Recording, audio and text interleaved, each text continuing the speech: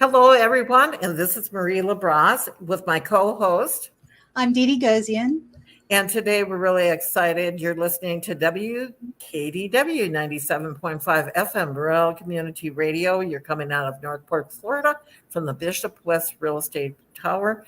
We cannot be remiss without saying a shout out to our sponsor, Wendy Namack from Namack Portfolio Investments. And it's scrolling across the screen in case any of you really care to watch us in person. And I think you should, because today in our show, we'll be showing a lot of visuals of around the area, from murals to seahorses to mermaids to different things, and lovely artists with their pictures. So Dee Dee. Yes, ma'am.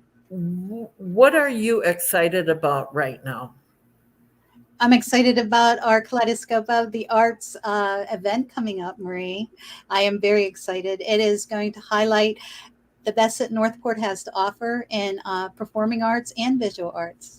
Right, and literary arts. And that's one thing about the Kaleidoscope. Our show is Kaleidoscope of the Arts, but the event is Kaleidoscope of the Arts. And we want to really start letting people know that we have some of the greatest talents in the area that are going to be performing that night. And Barry and Claire with the Northport Art Center will have a canvas set up for that evening for you to put a little dash of paint on the canvas. Everybody coming to the event gets to put a little bit of a stroke of their genius on the canvas.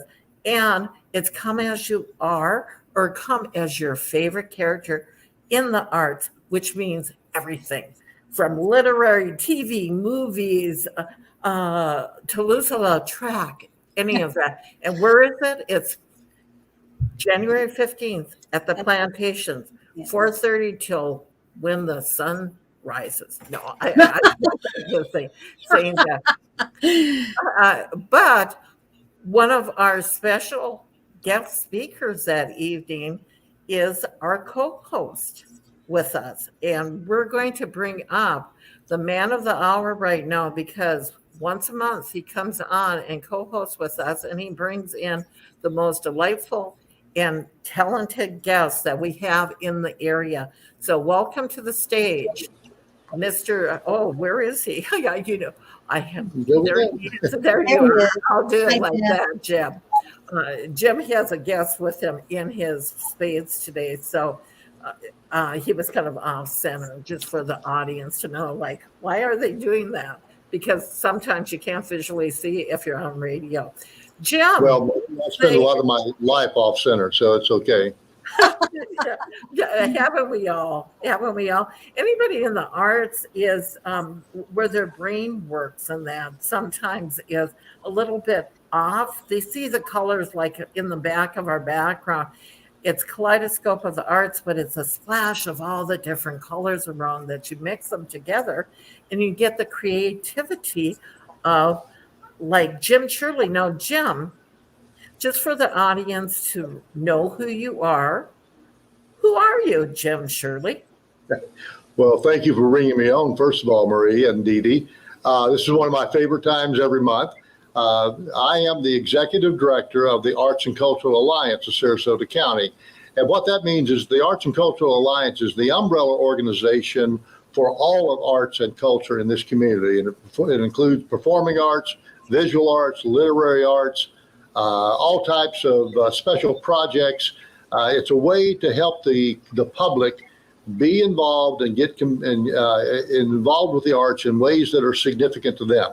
So we are a membership organization, and I encourage everybody out there listening to become a member of the Arts and Cultural Alliance. And the reason I do is that we are the main advocacy agency for the arts here.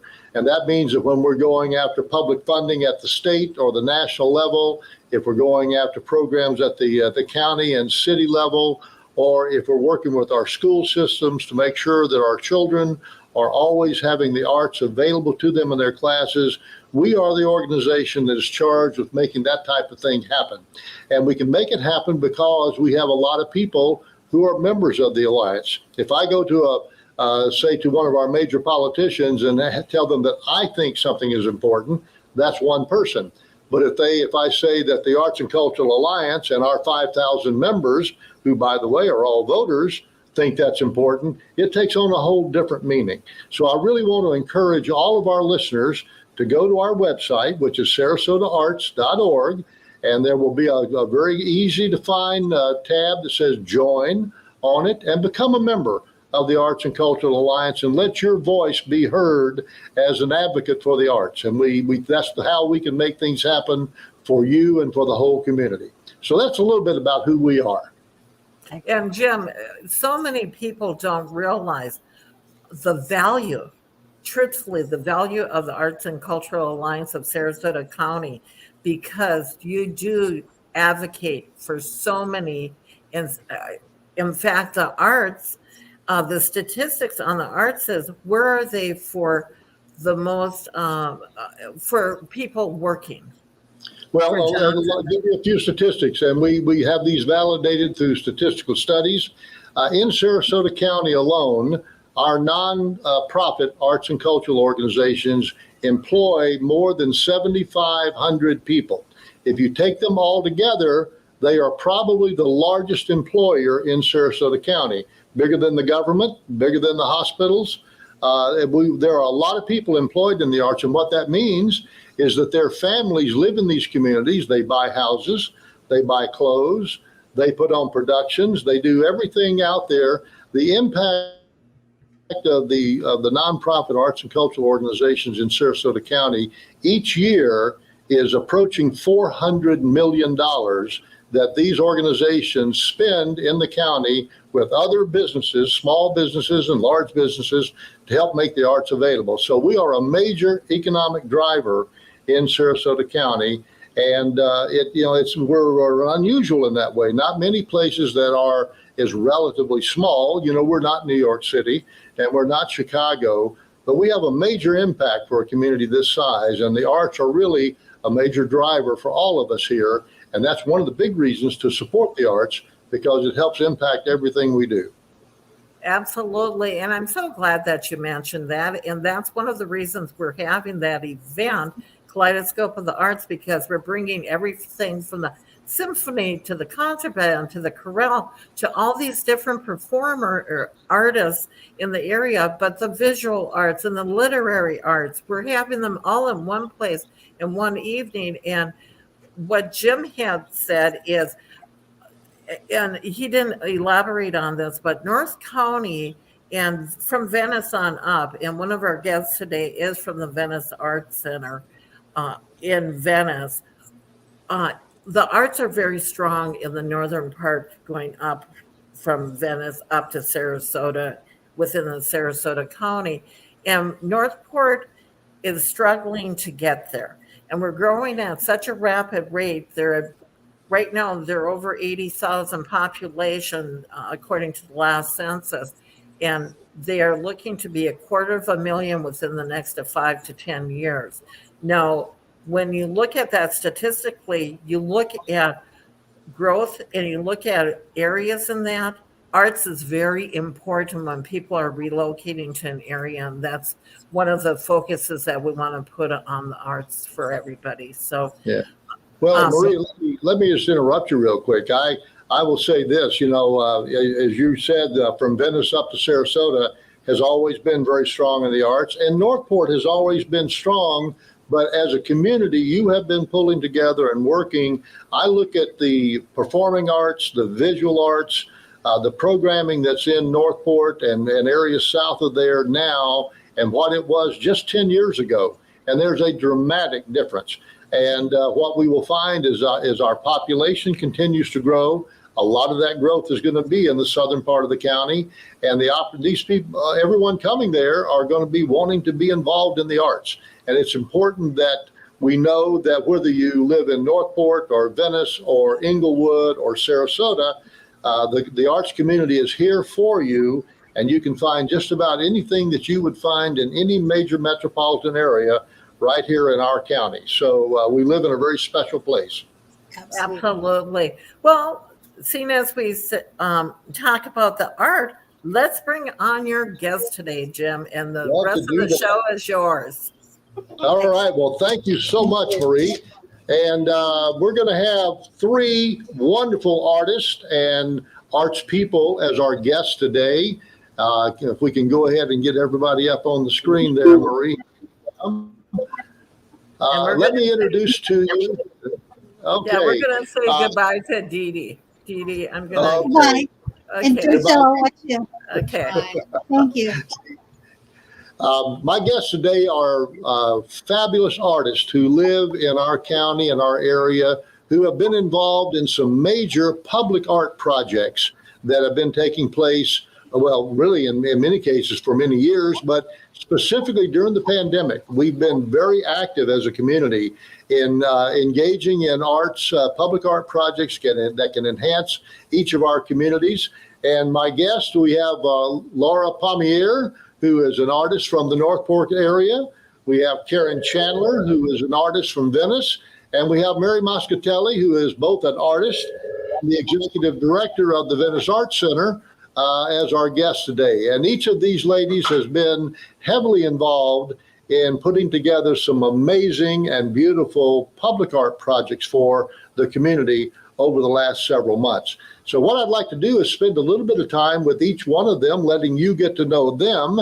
And then we're going to talk about the projects that they have been involved in and are involved in right now, and talk about the importance of these projects for our community.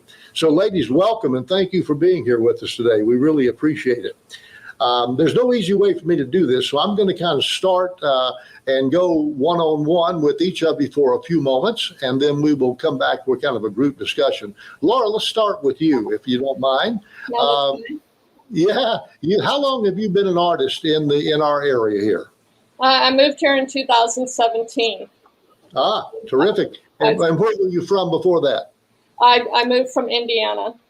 Uh-huh. So the Midwest, yeah. Yeah. Have you been a working artist for several years or just a few years? Oh, no, all my life. I went to art school right out of high school. And so kind of the typical, been doing it my whole life scenario. Yeah, terrific. Now, how did you find the difference when you moved here from Indiana and where you'd been? Has this been a good move as an artistic move for you? Oh, I have been so happy and thrilled with the way things have gone since I moved here, because where I moved from in Indiana, it was in a more rural area, even though, and they tried to keep, up doing arts and making it a focal point of the community. It's a younger community. They're much more involved in sports and, the typical things like that. But you move to Florida, people have a lot more time to spend on art things and activities. And I think you get some of the tourist crowd, you get the snowbirds that like to take art classes. I teach art classes too. So it's just been wonderful since I've moved here. I've enjoyed every minute. Yeah. Well, I first met Laura actually just a few months ago, or several months ago, I should say. We were approached by one of our great nonprofit groups here in Sarasota County called the First 100 Days, which is an organization that is focused on helping families and children grow and learn during that first 100 days. And they said to us as the Arts Alliance, we would like to do some murals in different parts of our community to help the public understand more about the importance of the first 100 days. And the very first one we did was selected and done in Northport. And Laura was selected to be the artist of that. And I think this is up on the screen now. Many of you may have seen this. It's sitting on a very large building right along the highway there in Northport. Laura, how did you make the transition from canvas to building and being able to put together a mural of this magnitude? It was scary, actually, and that's how we got to know each other, is because I emailed you, and I believe I even exchanged an email or two with Karen, asking for advice and support, moral support as much as anything. I had no qualms about the actual painting. I don't have any, wondering about if I have the skills or not, but just that it was so massive, and knowing I would have to be using, mechanical devices and things like that, to just the logistics of it was more scary to me. Yeah. But we muscled through it, and actually I enjoyed it a lot. The challenge was a lot of fun. So Can you help us relate to that experience? I know there were many mornings and late afternoons when you were up on a big forklift on the side of that building, maybe 40, 50 feet off the ground. Would people come by and watch you paint, or were you just kind of on your own out there? A few people would come by and watch and talk while I was painting. Being that the highway was right there and there's a stoplight near there, especially during morning, afternoon, and the rush hour home, they'd get stopped in traffic and people would honk horns and things like that. And I would wave. So it was a lot of fun. Yeah. For our listening audience, I think, if you think about the importance of public art, here is a nonprofit organization that focuses on helping families and children adjust to and realize the importance of the first 100 days of a child's life, and its significance in its growth in its future. And they wanted to take a symbol through the arts and be able to help draw attention to their mission. And I had a lot of conversations with their board and their director about why art. And I think you can see all of a sudden we have this beautiful, beautiful image that says, we're a child, we're free, there are great things happening. How did you come up with the concept, Laura? What drove you to get to this particular image? I just started sketching, and I did have several ideas. I think part of the influence was the shape and size of the building, that I wanted to make use of that apex of the silhouette of the building. And I've always, since I was a little kid, I love swings. My grandkids love swings. And so it just came, and I started doing little sketches of a child on a swing. And because they gave us bullet points of what they wanted the murals to be about. So I more or less just translated their bullet points into imagery to me that kind of made sense, that would kind of go with, the child on the swing, because I think, reading books was one of them.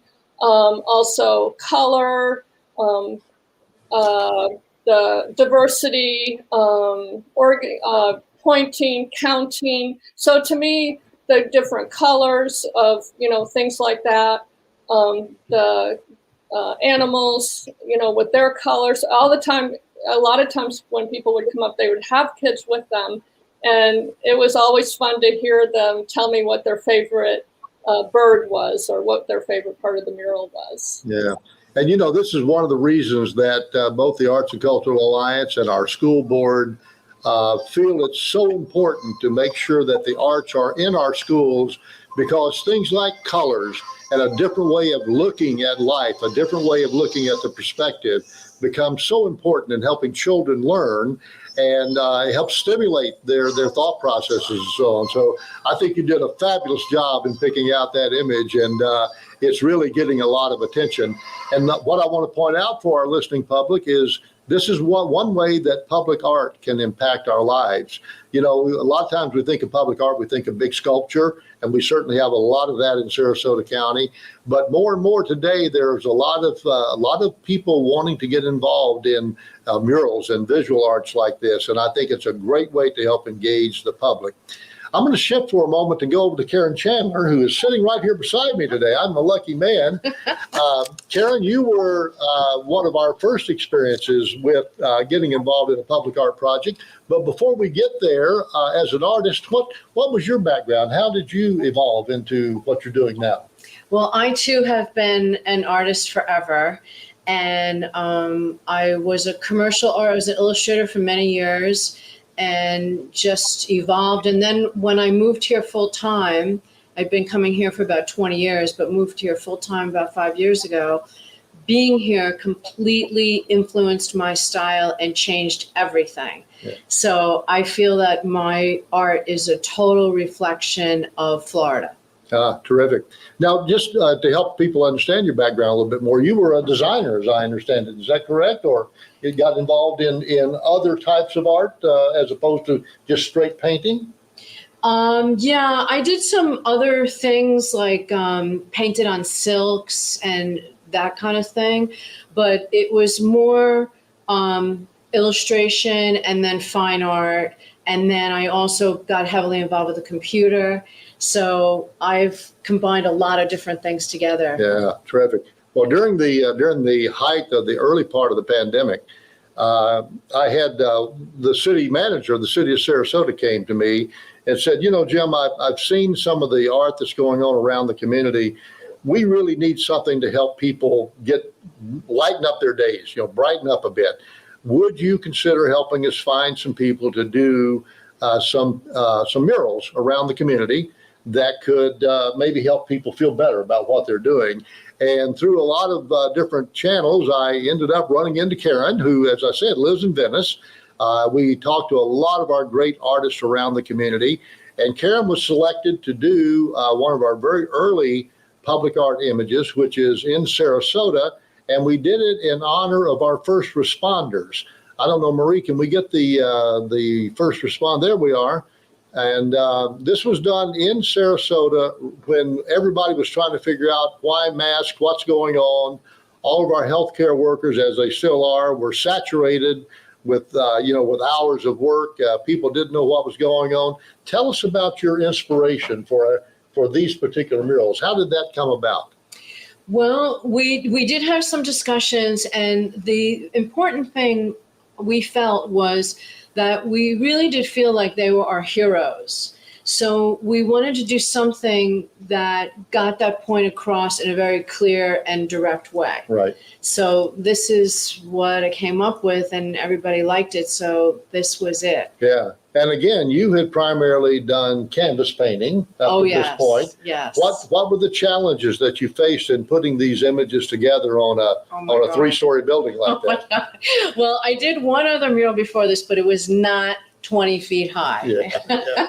So that was an incredible challenge, and it was going up in that lift, but the lift actually was wonderful. Yeah. I couldn't imagine going up scaffolding. It was a huge challenge to try to figure out how to make this really happen. I mean, having the image on my computer or printing it out is one thing, but then putting it up there was a completely different thing. But well, I had the benefit of being able to watch you do some of this. How did you get your sketch up there? How did we go about that? That was an epic. I think that was epic. I think that's the word I would use. I got a projector and we crossed our fingers, plugged it in, and hoped for the best. At night, I might add. Yes, and it did project across the street, but then Jim had to work magic because there was many street lights around. That was ambient light, and we couldn't see anything. So Jim worked really hard and got street lights turned off. We put plastic bags over some just for a couple of hours. And it was a lot of teamwork that made that whole thing work. I think it was a lot of teamwork. And again, just like with Laura, except yours is a little bit more like an urban street rather than kind of a highway street. A lot of people walked by and talked as you painted, didn't they? Yes. What kind of comments were you getting?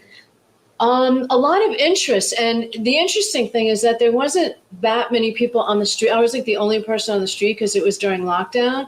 And it was great because the police would go by and they'd be like, yay, we really like it. And great conversations with them, and just general people that were like, hey, what are you doing? And everybody was so positive and excited about it that it really made it a fun project, and people still continue to be excited, which just thrills me to death. Yeah. Well, and that's, again, that's a point I want to get across to our audience. Here's a situation where we have really talented local artists who are able to do projects that get the involvement of the public almost from the very beginning. We had some nurses that came by one time, didn't we? Yeah, we You want to did. talk about that a little bit? Yes, we had a group of nurses that came by and posed in front of it, which was so exciting for us, and they were so thrilled to be there. And as a matter of fact, I just ran into one of them maybe 3 weeks ago, and she came to me, she said, remember me? I was one of the nurses. And it was so exciting because it was like a little bonding that went on with all of us. It was just and it really was just like Laura's project, down in Northport, a very uplifting thing for the public. And I think that's why the murals have really gotten a lot of traction during this time when we've been, so diverted with our attention and pent up and so on. It's really helped bring about some great projects. So kudos to both of you ladies and some fabulous, fabulous work there. Now, Mary, you've been involved with the Venice Art Center for a few years now, as I recall, isn't it?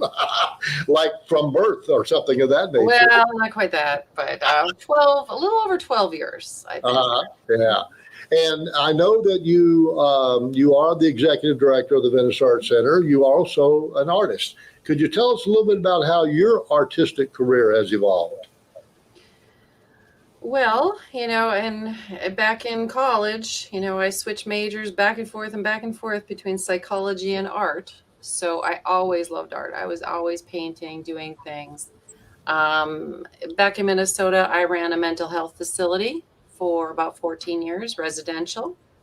And when I came here, I decided I wanted to kind of go back to what I really love. And I loved what I did there too. In fact, I loved it a lot. But I wanted to get back into the arts and applied here, and I started painting again, and things kind of went full circle. Yeah. Well, and I think this is something so important for our audience. We are so fortunate in Sarasota County. We have tremendous art centers in Northport, Inglewood, Venice, Sarasota, where the public can be involved every day. And I know you guys, just like the Northport Art Center, have hundreds of classes, I believe, that people can engage in and have an opportunity to help their interests mature and so on. What all do you do in programming there at the Art Center? Well, we have 12 different exhibitions a year. We do the South County School Shows here, which we've done for over 30 years.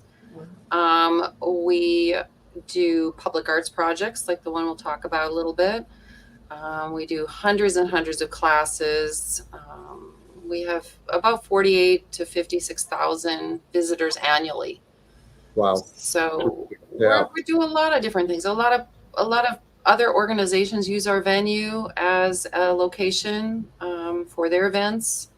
We had an art battle with you not too long ago. Yeah, that was fun. A lot of fun. Can't wait to do that again. Yeah. Now, since we're focusing on public art today, I know you have a very, very exciting public art project going on right now that's evolved, I guess, over the last 1 or 2 years.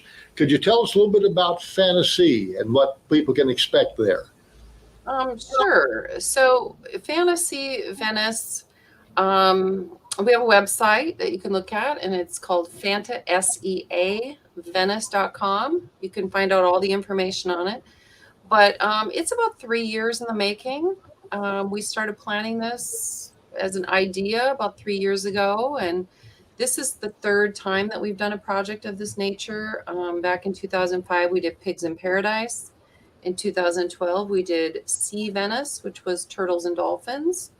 So right now we've got 52 sculptures out on the streets. There are 30 seahorses and 22 mermaids, and they're all individually painted by local artists and sponsored by different businesses. And you can go see them all. We have a map that's available that you can pick up and go find them all. Where would they get that map, Mary?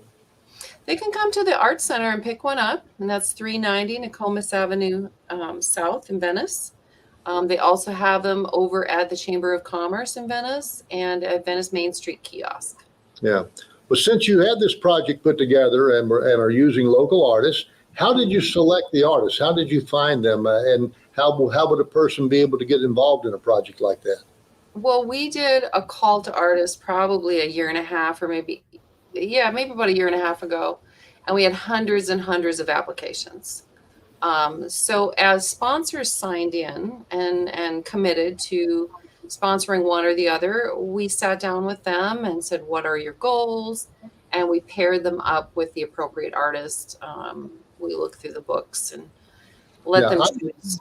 I would assume that many of these sponsors are businesses, local businesses in the area. Would that be true? Yeah. Yeah, we were so lucky that the community was so supportive. I mean, they really wanted this event. I think everybody needed a little bit of color downtown, a little bit of positivity with everything that's going on.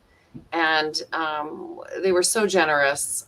We were very fortunate to have the donors that we had for this. So if our audience wanted to come to Venice and be able to view these wonderful mermaids and seahorses, are they just randomly on the street? You said you have a map. How would they go finding them? And you can kind of see it right there on the screen. You can look at it on the site. You can pick up a physical map. And then we will also have what's called a quest.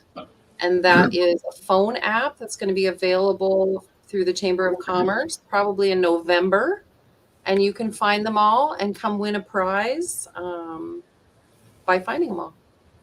Oh, so you check off you go out and look for them, and you have to validate that you found them all. Yeah, the Venice Area Chamber of Commerce put a quest together. And what you do is you go find each one of them and you check them off. And when you're done with that, you come back to the Art Center, you get a prize, and you get entered into a drawing to win tickets to the auction. Terrific. Now, I know that very often a project like this will end up with some kind of a fundraiser. Would it be possible if someone really liked one of these sculptures to be able to buy it at some point? Yeah, we're going to have an auction in April of 2023. That's how long they'll be on the street. So anybody can attend the auction and they will be able to bid on them. Okay, terrific. It might be fun to have a seahorse right beside your pool or in your yard. There you go. Great way to do it. So, these are wonderful projects that have been going on in recent months here in the community. I think a lot of people know that in Sarasota County, we have a very large collection of public art in the form of sculptures. Some of the new roundabouts going on throughout the county will have pieces of sculpture in those roundabouts. For you ladies as artists, what is the importance of public art in the art world and for the community? What is it why do we need public art? Anybody want to jump in? Can I go first? Sure.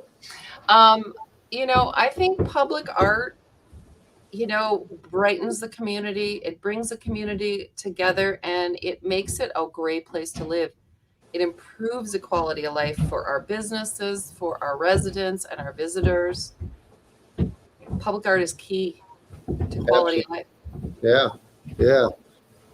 Any other thoughts, Karen? I agree. It's just very uplifting for people, and it's just empowering for them. Makes them feel good. We all need that right now, right? What's better than that, really? Well, and from a very pragmatic point of view, most public art is outside. So even though we may be trying to isolate ourselves, and many of us know how much we've gotten tired of looking at our own house, it's a great way to get outside and to be able to enjoy some color and some art and some inspiration through the public art work out there. Is there anything that you all have become aware of that we as a community might look at in ways to expand our public art capabilities? More murals, of course, projects like the Art Center's got going on. Are there other things that you guys can think of that we might want to be looking at that the Arts Alliance could help promote in the community? I hadn't thought about that. I told you there'd be no trick questions. Right? I gave you one. Yeah. I'm trying to pick your brains here a little bit. I think just more sculpture, more art. maybe some interactive kind of sculptures that people can interact with. Sure. Not on the roundabout, though. No, not while you're in the roundabout. That can be a tricky deal. Yeah. Yeah, I agree. More art. Yeah. When I was, I have another mural at Welland Park, and of course that community is just starting. And when I was working, it's called the Blooms mural, and so many people would stop by and ask, are there going to be more? Are you going to paint more? Or is there going to be more murals? And I'm like, I hope so, so people out there just need to voice, that we like art and we like, seeing creative endeavors and participate in creative endeavors. I think it is kind of a part of lives that has been ignored during different times. And right now, I think probably a little bit maybe because of the pandemic, people have looked to creativity as an outlet of, just surviving kind of. So Sure. remember how everything went off the shelves. You couldn't buy hardly any, arts and crafts supplies. They all got bought up. Yeah. And that's, it's really interesting. The pandemic has caused a lot of these, what they call supply chain problems for a lot of industries, and art has not been overlooked on that. There are a lot of challenges that we all have to meet out there. But we are so lucky in Sarasota County. We are a community of the arts. Whether you live in the southern part of the county or the northern part of the county, this is such a driving factor, and it's really what brings and attracts so many people to come here from different parts of the country and different parts of the world. They want to know that they can be involved with a creative community, and a community where the opportunity for creative outlets exists. And I think that that's what we're really finding here in Sarasota County. Is that yours that's up there? Yeah, that's the Blooms. Oh, beautiful. Oh, wow. Yeah. And, we're going to be doing an event in Welland Park actually next week, helping introduce more and more people in this area to the arts. Venice is just chock full of activity going on, not only at the Art Center, but with the Symphony Orchestra and the Players, Venice Players Theater, and the chorales, the Northport Chorale and the Symphony Orchestra there. So many things happening all around our community. And I encourage everyone to go out and get involved, help support organizations and artists, help let them know what you would like to see, or go get involved yourself and be a part of it. Marie, do you have anything that you'd like to add to the equation here? Well, I am just thrilled by the talent that you have right here on our stage, because I don't know about you, Jim, but I would struggle even putting a paintbrush on the building. And I know when Laura was doing hers, because I did see her working on it, it was hot. It was in the middle of, in the Welland Park one, that was July when you were doing that. And then the other one that you were doing, it was really hot out, like when in Florida lately, it isn't hot. But working, any of you working out there, and Mary, I would think that you could attest to the people painting those mermaids and seahorses. Well, I painted one. Oh, did you paint one? I painted one. And did you have to do that? Did you paint them at the location in Venice and then put them in place, or how did you do that? Well, I think everybody did them in their own location. Some people had studios. I know mine was in my living room in front of the TV.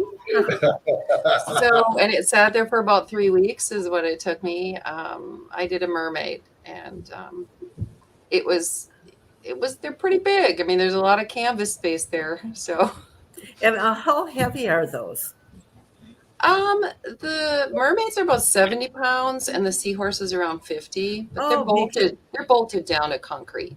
Yeah, because they look like they would be really, really heavy, but because of what they're made out of, which is the product is fiberglass, and you said something else. Resin.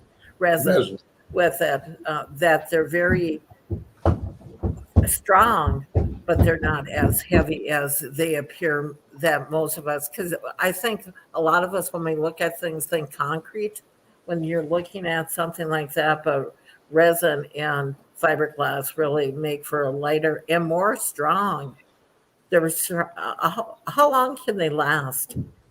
I'm Oh, well, fascinated by those. we still have, from 2005 when we did pigs, I still have one here at the art center. And it just depends on, if it's sitting right in the sun or not. They last years and years.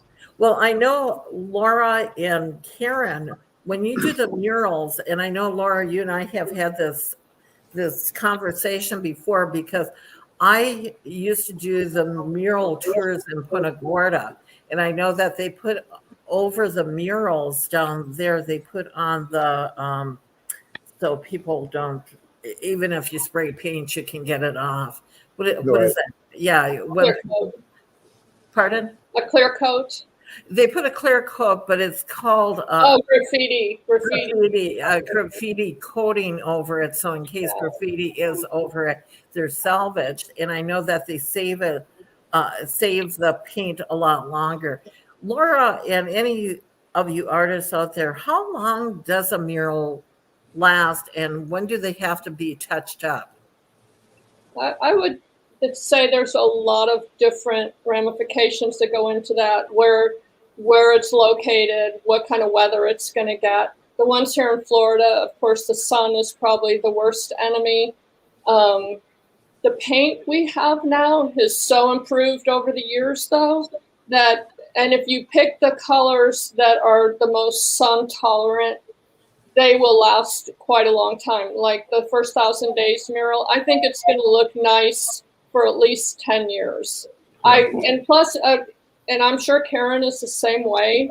I make sure when I paint a mural that I'm really coating that paint. Some of it gets 2 coats because I don't like it to look, just like I did it really fast and, in and out of here. I like it to look like finished art. So I make sure, it's got primer under it and then the paint. And I mean, they may try to get rid of it one day and it won't go away. I don't know. Yeah. So. Some of the considerations that we all have to make for public art, and a lot of people don't realize this, is that things do need to be maintained, whether it's sculpture or painting. But you're right, Laura. So many of the paint products that are out there now, PPG Paints in Sarasota has been one of our major sponsors of these murals. And they have said very clearly, you'll get at least 10 years out of these and probably more. Where some of the potential comes from is if they're down low enough where people can actually run into them or chip them, then you might have some damage that needs to be touched up. But we always work on making sure that we have some sort of logical program in place to maintain them for the life of the mural. Now, the good thing about a mural is if it gets to the point that it's no longer attractive, you can simply paint over it and change the color of your building. There are things you can do. But we're learning a lot about murals right now. We've been working with public art sculpture for many, many years. The city of Sarasota, for example, has over 100 pieces of iconic sculpture in its collection, and they're scattered around the city. I know Mary is involved with the Florida Association of Public Art Professionals, as are we here at the Arts Alliance. And for the public to know, we're going to be having what's known as the FAPAP, the Florida Association of Public Artists state meeting in Sarasota County in next year in May.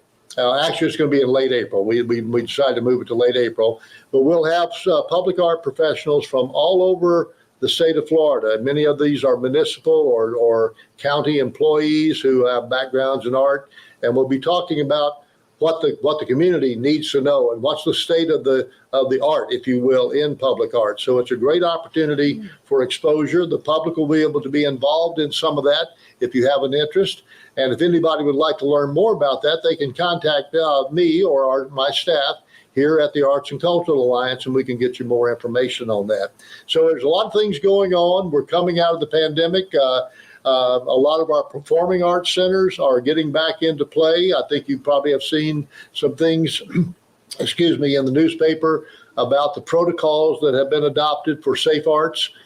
We talked about that last month on our show, and people can feel assured that when they go into an internal exhibit or an internal performance, that there are going to be protocols in place that will help us stay as safe as we can possibly stay through COVID and get back into business. So to our artists today, to Laura and Karen and Mary, thank you so much for joining us. We really appreciate you being here, but more than that, we appreciate your wonderful talents and what you bring to the community. It really is an honor to have such talented people in the community doing the types of things that you're doing. Marie, I'm going to turn it over to you.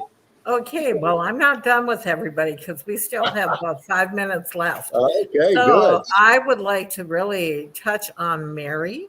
Mary, I'm just fascinated. I'm actually going to do a shout out to our audience because a lot of our audience lives up in the Venice area.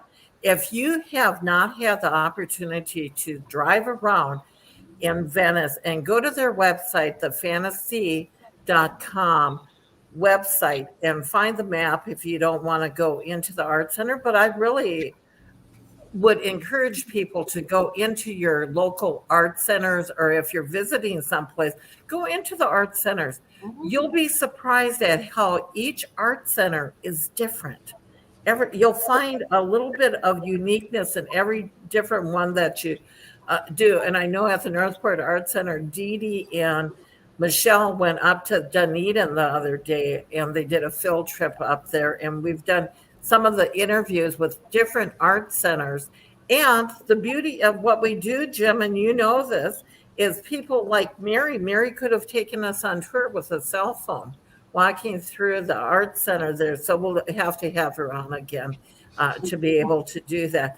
But one of the things, Mary, what do you have coming up at the Venice Art Center that maybe the audience would like to see over the next month or so? Do you have an exhibit going on?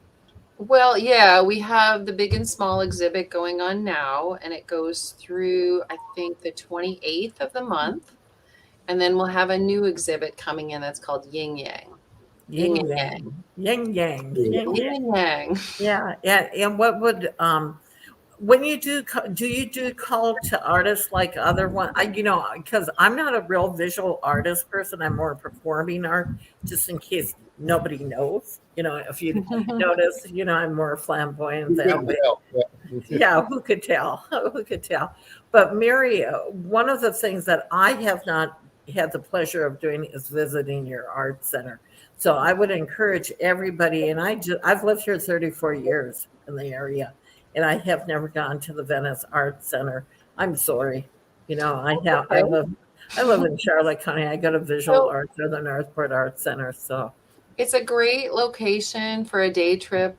Come up here, have lunch. We have a fabulous cafe on site. You do. We've got 1,400 members, so their artwork is displayed all over the building, not just in our main gallery. We have a big sales gallery, and yeah. How large is your building? 13,000 square feet. So 13 to 14,000. Yeah.